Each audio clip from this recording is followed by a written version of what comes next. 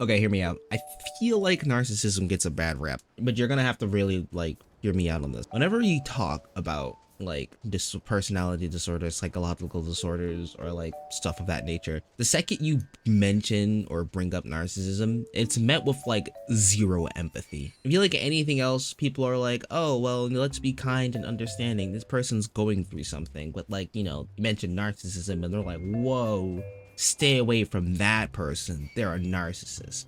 And like, here's the thing, I'm a narcissist and proud. Thing is though, is that whenever I tell people that, they're like, no, you shouldn't say that about yourself. But I'm like, why? Because it's true. They're like, really? But you're like the nicest, most caring individual I've ever met. And I'm like, well, both can be true. Like, it's just a psychological disorder.